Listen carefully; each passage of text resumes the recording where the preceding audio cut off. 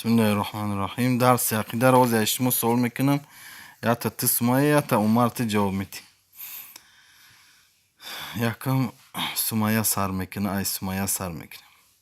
Baroçi Allah subhanahu ve taala cinha ve insanlara Allah baroçi halk adagı. Cevap Allah cinha ve insanlara برای ibadet خلقت و دلیل سوره زاریات آیت 56 و ما خلقت الجن والانس الا ليعبدون. Hakkı Allah بالای بندگانش چیست؟ Cevap hakkı Allah بالای بندگانش این است که او را عبادت کنند و هر چیزی را به او شریک نیارند و دلیل حدیث بخاری مسلم حق الله علی العباد ان یعبدوه ولا یشرکوا به شیئا. چگونه الله را عبادت کنیم؟ جواب همان گونه که الله و پیغمبرش به ما فرمان دادند و دلیل سوره محمد آیت 33 یا ایها الذین آمنوا اطیعوا الله و اطیعوا الرسول ولا تبطلوا اعمالکم. عمر حکم همه عبادت که الله و پیامبر را ما نگفتگی یا عبادت ادامه میکنن نه که الله و پیغمبر به ما نگفتگی چه حکمش؟ قبول نیست مردود است بدلیل حدیث بخاری من عمل عملا ليس عليه امر فهو رد. سراسیمه نشه. آیا الله را با ترس و امید عبادت کنیم؟ جواب آیا الله را با ترس و امید عبادت کنیم به دلیل سوره سجده آیت 16. سوره سجده آیتی 16.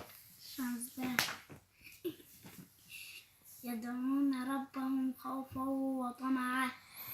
چرا الله پیامبران را فرستاد؟ جواب الله پیامبران را فرستاد تا مردم را به سوی عبادت الله دعوت کنند و شرک به الله نیارند و از طاغوت دوری کنند به دلیل سوره نحل آیت 36 ولقد بعثنا في كل أمة رسولا أن يعبدوا الله واجتنبوا الطاغوت. ماشاءالله. معنای لا اله الا الله را بگو.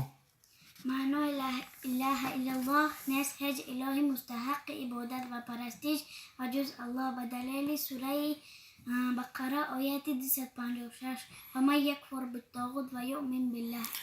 مقصد ای لا اله الا الله و محمد رسول الله چیست؟ جواب مقصد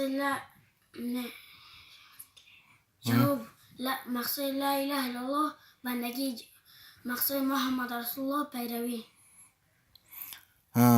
الله کجاست؟ الله ده کجاست؟ الله بالای عرش و روی آسمان هاست به دلیل سوره طه آیت 5 الرحمن علی العرش استوى. آیا الله با ما است؟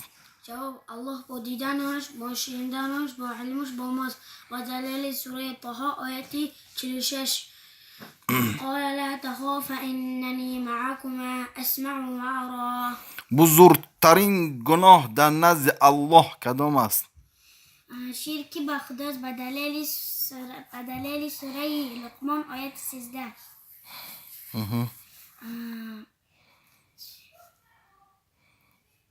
یا بنی لا تشرک بالله ان الشرک لظلم عظیم. بزرگترین شرک کدام است؟ جواب عبادت و پرستش به غیر الله و دلیل حدیث بخاری این اکبر الکبائر الشرک بالله. آیا الله در آخرت مشرکا و کافرایی که توبه نکردن مردن میبخششو؟ جواب الله بخششونه به دلیل سوره نساء آیت 116 ان الله لا یغفر ان یشرک به و یغفر ما دون ذلك لمن یشاء. نوبت نبود. جایگاه مشرکا و کافرا در کجاست؟ جواب در دوزخ و جنت براشون حرام است به دلیل سوره مائده آیت 72 انه من یشرک بالله فقد حرم الله علیه الجنه و مأواه النار و ما للظالمین من انصار. آیا مرده ها میشنوند؟ جواب مرده ها نمیشنوند به دلیل سوره نمل آیت 80 انک لا تسمع الموتى.